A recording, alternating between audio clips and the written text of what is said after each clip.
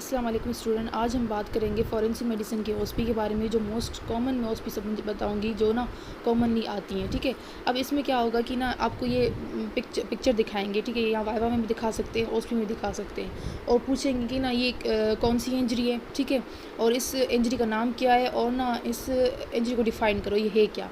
तो इमेज में आप देख रहे हो कि यहाँ पे ना इर्रेगुलर मार्जिन से, ये देख रहे हो ना इर्रेगुलर मार्जिन से, और ना सराउंडिंग टिश्यू देखो ब्रूज्ड है, एब्रेडेड है सराउंडिंग टिश्यू, थोड़ा सी से कलर की वजह से नहीं पर आपको सी से नज़र आ रहा है, रेड नज़र आ रहा है।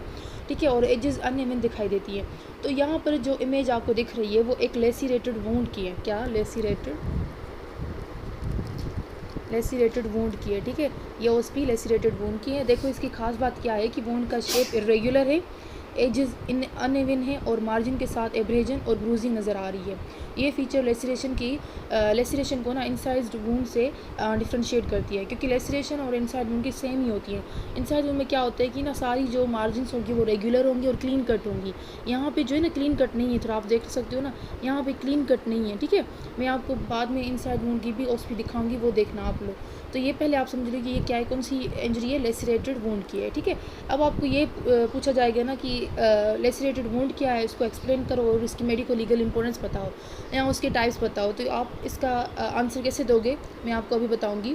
फर्स्ट ऑफ ऑल आप लोगों से पूछेंगे ना कि व्हाट इज़ लेसिरेटेड वुंड, तो आपको ये लिखना है कि laceration is a wound produced bye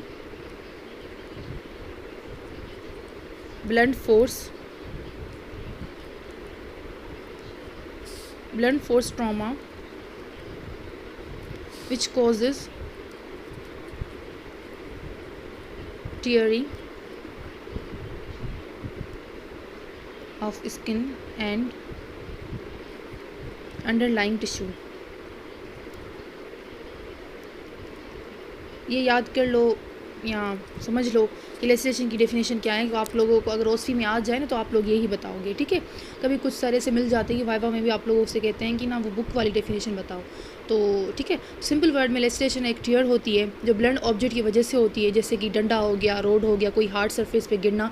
ये जो सारी चीज़ें होती है, ये जो सारी इंस्ट्रूमेंट जो मैंने बताया कि डंडा हो गया, रोड्स हो गई या हार्ड सरफेस पे जब गिरना होता है तो वो लेसिरेटेड वुंड काज करवाता है। ठीक है, तो उसके कॉजेज़ भी पूछ सकते हैं और ना उसके कॉजेज़, ये वो सारी चीज़ें पूछ सकते हैं। अच्छा, अब मैं ना अब दूसरी बात बताऊंगी कि ना इसकी टाइप्स कितनी होती हैं। टाइप्स के लिए ना आप ये याद कर लो, निमोनिक याद कर लो। ठीक है, SSAT। ठीक है, इसमें स्प्लिट लेसरेशन, स्ट्रेच लेसरेशन, अवल्जन और ना टीयर लेसरेशन। ठीक है, स्प्लिट में क्या होती है, स्किन जो है ना कंप्रेस्ड होती है अगेंस्ट बोन के। स्ट्रेच क्या होती है, ओवर स्ट्रेचिंग हो जाती है टिश्यूज़ की, और इसकी भी ओएसपी शायद मेरे पास हो। अवल्जन क्या होती है, स्किन ना फ्लैप लिफ्टेड, मतलब स्किन की जो ऊपर लेयर होती है वो मतलब टूट जाती है ना, उठ जाती है। ठीक है, टीयर लेसरेशन में irregular tear by blunt forces की वजह से। तो ये एक एक डेफिनेशन बता देना। ठीक है, अब मैं बात बताऊंगी कि ना मेडिको लीगल इंपॉर्टेंस क्या होती है लेसिरेशन की। अच्छा, फर्स्ट ऑफ ऑल ये डिफ्रेंशिएट करती है फ्रॉम इनसाइड वुंड से। इनसाइड वुंड क्या होता है, शार्प मार्जिनस होती हैं, उसकी रेगुलर होती हैं। जैसे हमने लेसिरेशन में पढ़ा था कि उसमें ना जो इरेगुलर मार्जिनस होती हैं और ब्रूज्ड जो होती हैं वो सराउंडिंग होती हैं। तो इनसाइड वुंड में ऐसा कुछ भी नहीं होता, जस्ट एक कट होता है, क्लीन कट, एक कट होता है। ठीक है, और नंबर 2 ये ना ब्लंट वेपन्स को इन्वॉल्व करता है। ठीक है, इससे हमें ये इंजरी से पता चलता है कि ना कौन सा जो वेपन है इंजरी काज की है, किस वेपन ने इंजरी काज की है। ठीक है, number 3 help in weapon identification, मैंने वही बताया, हेल्प इन वेपन आइडेंटिफिकेशन, और ना can indicate manner of injury. अच्छा, इंजरी के मैनर को बताता है, लाइक वो एक्सीडेंटल है, होमिसाइडल है, सुसाइडल है, तो वो भी है। ये थोड़े 4 उसके मतलब मेडिको लीगल इंपॉर्टेंस है, तो ये याद कर लेना, मैनर ऑफ इंजरी। ठीक है, manner of injury like accidental, homicidal. अच्छा, तो यही है कि फॉरेंसिक पॉइंट ऑफ व्यू से लेसिरेशन हमें बताता है कि इंजरी ब्लंट वेपन से हुई है या वुंड का पैटर्न से वेपन का आइडिया लगाया जा सकता है। ये मेडिको लीगल रिपोर्ट में बहुत ज़्यादा इंपॉर्टेंट होती है, क्योंकि मेडिको लीगल रिपोर्ट में हमें ये लिखते हैं कि ये पेशेंट है और ये ना डेड बॉडी है, इसमें ये सारी लेसिरेटेड वुंड है और मुझे लगता है ये लेसिरेटेड वुंड इस चीज़ों से लगी हुई है। तो हमें ये भी पता चल सकता है ना कि ये मैनर ऑफ सुसाइडल नहीं था या किसी ने होमिसाइडल था तो किसी ने मारा है। ठीक है, तो ये जो सारी चीज़ें मैंने अभी ओएसपी की इमेज दिखाई और ना उसको मैंने डिफ़ाइन भी किया। अब मैं दूसरी बताऊंगी। ठीक है, अच्छा, इनसाइड वुंड में थोड़ा मैं इधर बताऊंगी कि इनसाइड वुंड क्या होता है। इनसाइड वुंड में क्या होता है, क्लीन कट वुंड होता है, क्लीन कट वुंड होता है, ठीक है, और ना मार्जिन्स भी बिल्कुल क्लीन कट होती हैं। ओके, मार्जिन से बिल्कुल क्लियर, मैंने सारी वीडियो में ना बताया हुआ है, जो ट्रॉमेटोलॉजी की प्लेलिस्ट है, सारी चीज़ें मैंने बताई हुई हैं यहाँ वहाँ पर, सब कुछ एक्सप्लेन किया हुआ है, पर मैं अभी भी इधर कर रही हूँ, ठीक है। नो ब्रूजिंग, इधर ब्रूजिंग नहीं होती। अभी हमने लेसरेशन पढ़ा था तो वहाँ पे ब्रूजिंग थी, ठीक है। वहाँ पे एजेस जो थे स्मूथ नहीं थे, इरेगुलर थे, यहाँ पे एजेस स्मूथ हैं, ठीक है। ओके, और ना दूसरी बात इनसाइड वुंड की ये है कि ना,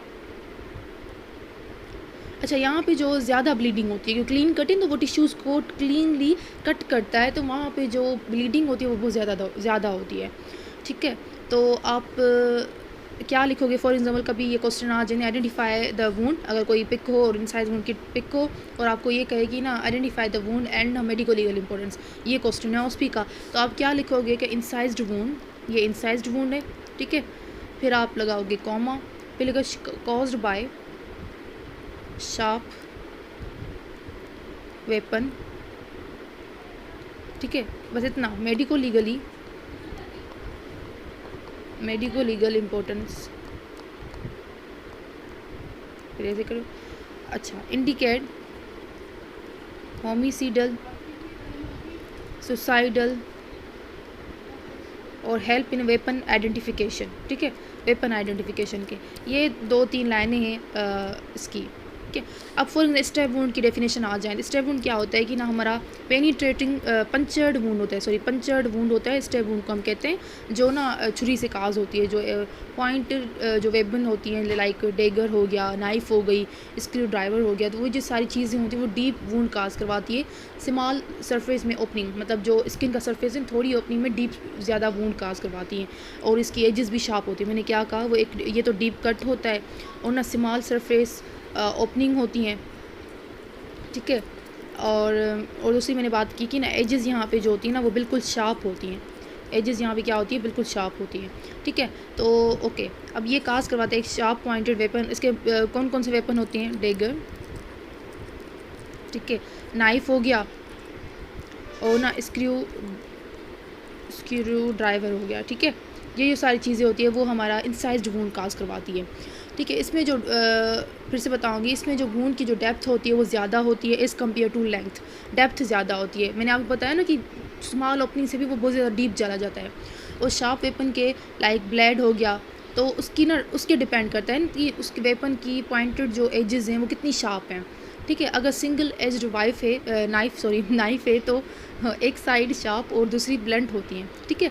तो डबल एज्ड नाइफ में दोनों साइड शार्प होती हैं, तो ज़्यादा डीप होगा, ठीक है।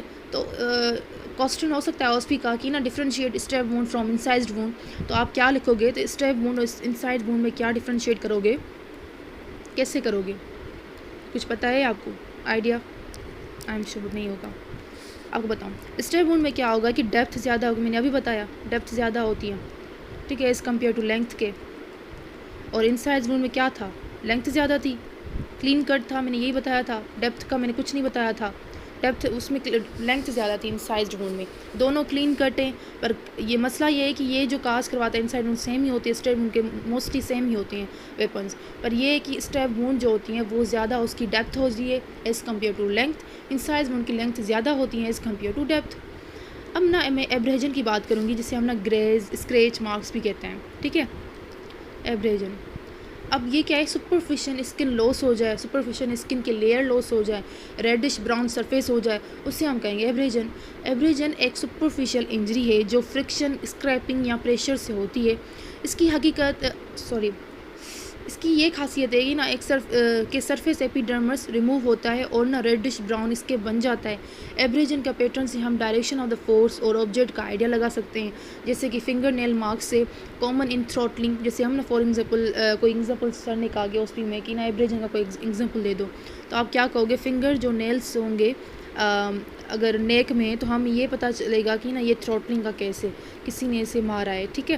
तो स्ट्रेंगुलेशन जैसे कहते हैं, स्ट्रेंगुलेशन ये टाइप है थ्रॉटलिंग, ठीक है। तो ऑस्पी में ये हो सकता है कि मेडिको लीगल इंपॉर्टेंस बताओ एब्रेजन का, तो it indicate site of impact, direction of force, can suggest struggle, like defence marks जो होती हैं वो पाम में होते हैं, फोर आर्म में, मैंने सब कुछ सारी वीडियो में बताया हुआ है, वो आप देख लेना।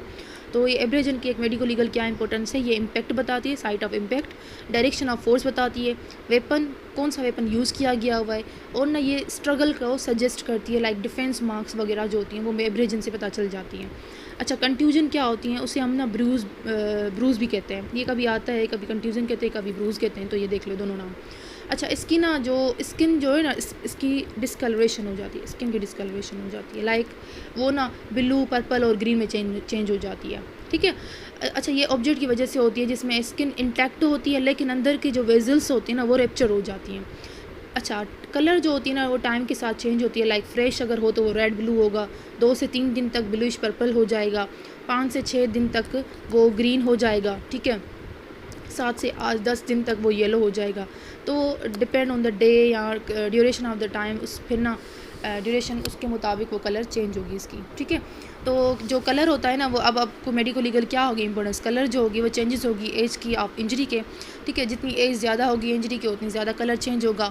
फॉरेंसिक में बहुत ज़्यादा ये इंपॉर्टेंट होता है, तो ये इसकी मेडिको लीगल इंपॉर्टेंस हो गई, ठीक है। तो ओके, तो अब ये ओएसपी का क्वेश्चन हो सकता है कि हाउ डू यू ना एस्टिमेट एज ऑफ कंट्यूजन, तो आप ये कलर सकते हो कि बाई कलर चेंजेस प्लीज़। अच्छा, डिफेंस वुंड आपसे पूछ सकते हैं कि डिफेंस वुंड क्या होते हैं, ठीक है। तो ये देख लो डिफेंस वुंड क्या होते हैं, कट और abrasion, cut abrasion on hand and four arm, ठीक है।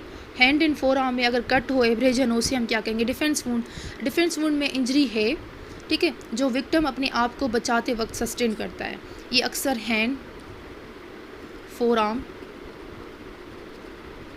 आउटर बॉडी पार्ट्स, ठीक है, पे होती है। ये प्रूफ देते हैं कि इंजरी होमिसाइडल थी ना कि सुसाइडल, ठीक है। तो इससे अगर डिफेंस वुंड अगर हैंड, फोर आर्म और बॉडी, आउटर बॉडी पार्ट्स में है कोई भी डिफेंस वुंड, आपको पता है कि डिफेंस वुंड क्या होती है, एब्रेजन होती है भाई, कट होते हैं जो हैंड्स और फोर आर्म या आउटर बॉडी पार्ट्स में, जैसे भी हम डिफेंस कर सकते हैं, इमेजिन कर लो वैसे अगर उस एरिया में अगर कोई भी एब्रेजन हो तो हमें ये पता चल जाता है कि ये डिफेंस वुंड है, बंदे ने खुद को बचाने के लिए ना अपने डिफेंस के लिए ये इंजरी सस्टेन की हुई है।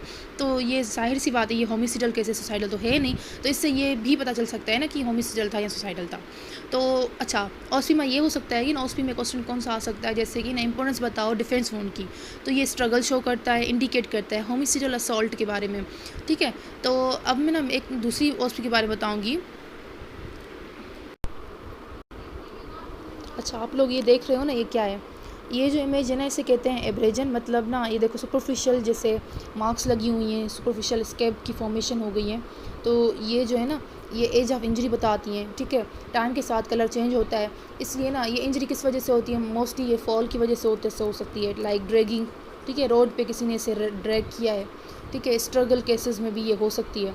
तो ये जो है ना ये पूरा जो है ना वो हमारा एब्रेजन का है पैटर्न है, ठीक है। कभी कभी इसका पैटर्न बताता है कि किस चीज़ का वुंड हुआ है या वो सारी चीज़ें, तो ये एब्रेजन है, ठीक है। अब मैं इस इमेज को आप देख रहे हो, पहले से ही वो लिखा हुआ है इसकी ना, वो क्या कहते हैं, आंसर लिखा हुआ है, पर मैं फिर भी इसको बताऊंगी, ये जूम इन नहीं हो रहा मेरा, चलो देखते हैं। ये जो इमेज आपको दिखा रही है ना ये एक एसिड बर्न है, ये सल्फ्यूरिक एसिड से हुआ है, देखो स्किन बिल्कुल ना ब्लैक और ना चेयर्ड हो गई है, तो ये सल्फ्यूरिक एसिड की वजह से ही होता है, ठीक है ना, आप सही से देख लो ये, ठीक है। और ना इसकी ये खासियत है ना, सल्फ्यूरिक एसिड क्या करता है, प्रोटीन को कोगुलेट करता है, ठीक है, बिल्कुल कोगुलेशन हो जाती है, को टिश्यू को लेदरी और हार्ड बना देता है। तो फॉरेंसिक इंपॉर्टेंस बहुत ज़्यादा, फॉरेंसिक इंपॉर्टेंस इसमें बहुत ज़्यादा है। अच्छा, ये अक्सर ना जैसे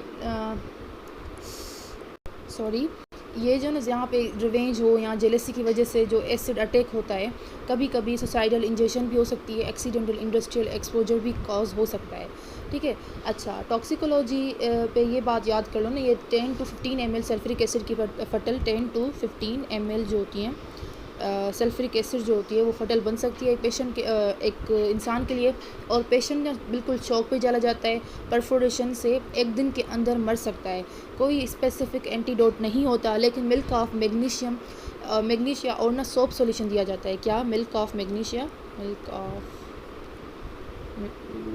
एंड ना सोप सॉल्यूशन, ठीक है, सोप सॉल्यूशन दे सकते, कोई एंटीडोट नहीं है, बहरहाल हम उसको ना उसकी सिम्टम्स को कम कर सकते हैं, ठीक है। जो एसिड को न्यूट्रलाइज़ करता है, ये जो है ना एसिड को न्यूट्रलाइज़ करता है, ठीक है। 10 to 15 ml उसका फटल डोज है, और ना मिल्क ऑफ मैग्नीशियम और सोप सॉल्यूशन हम देते हैं। तो फॉर एग्जांपल अब OSP में ये क्वेश्चन हो सकते हैं ना, identify specimen and give the medico legal important.